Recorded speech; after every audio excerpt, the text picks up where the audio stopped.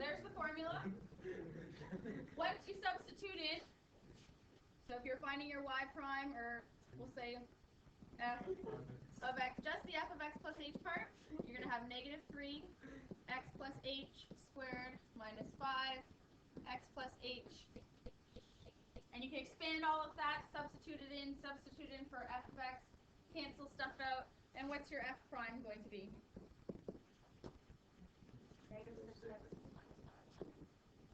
Is that what everybody got? So if you have the handout, if not, you can just write this on your page. So our y, what's our y function?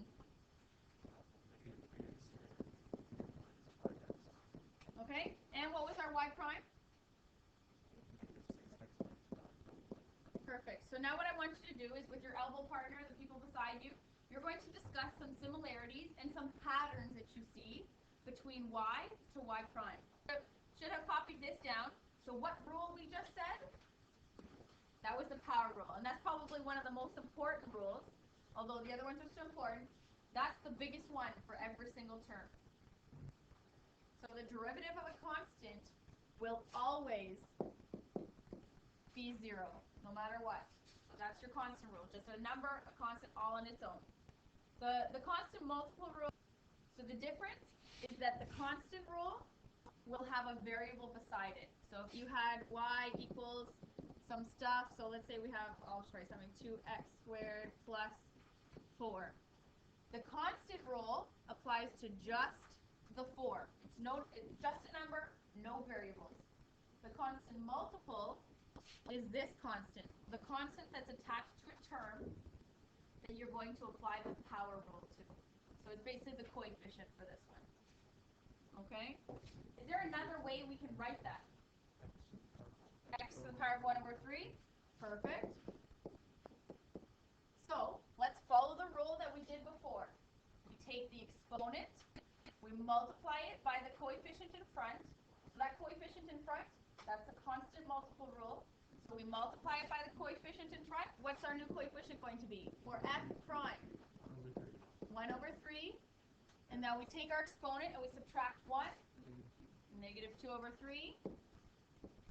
Perfect. So that's the best form. Now for b.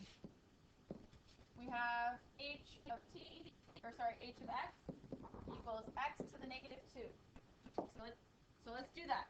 So our h prime of x, because we're finding the derivative now, multiply that down. What's our new coefficient? Negative 2x.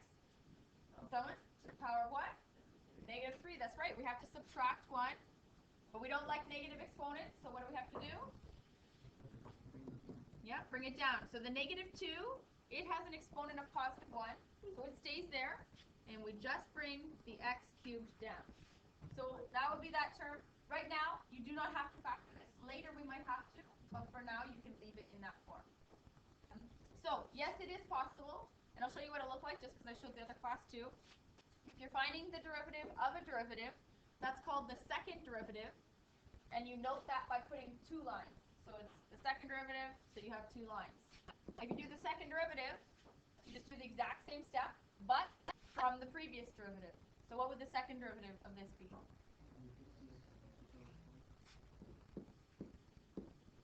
And then?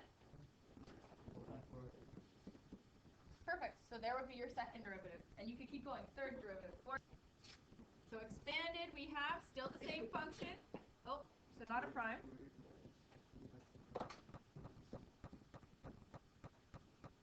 Say again?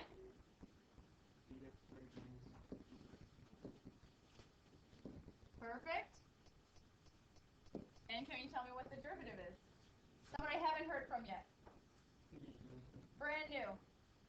Go ahead. Kamal? Perfect, too. And because that's our new function, make sure you put that was f prime. So we're just straight out going to divide. We're going to divide this by this.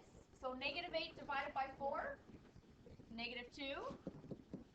X to the power 6 divided by x to the power 5. X plus 8 divided by 4. So that was this first one. That's good. Now we have to divide these. Wait. Okay, so we have 8 divided by 4 is 2, yes. Then we have x Then we have the 8 and the 4. We did that. X squared over x to the 5. X to the negative 3. But we don't leave, we don't leave negative exponents though, right? And this was our prime. Yeah, we just simplified, didn't we? Yeah. Yep, we just simplified. And so before you try to write and get rid of the negative exponent, you want to do the derivative first. All right? So can you take the derivative of this now? Perfect. So that would be your final derivative. All right, so let's write the expanded first. What do you get? Excellent. Our derivative? Perfect. Now, you told me that the derivative is helping you find the slope of the tangent. Do we know what the slope of the tangent is? It's 24. So where does 24 go? It goes in our y prime. Because this equals the slope of the tangent, we know what it equals. It equals 24, 3x squared plus 6x. So I'll write that here. Let me extend the page.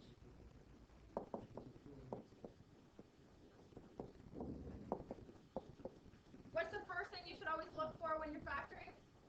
Common. So yes, we common factor first since Casio sucks. So if we keep factoring, what do we factor to? Good, x plus 4, x minus 2. So you could do quadratic formula, or what multiplies to negative 8 and adds to 2. So what x values give you a slope of 24? Yep, x equals negative 4 and x equals 2. Your therefore statement, so therefore, in order to get a slope of 24 for this equation, it would be at the x spot, that's x values of negative 4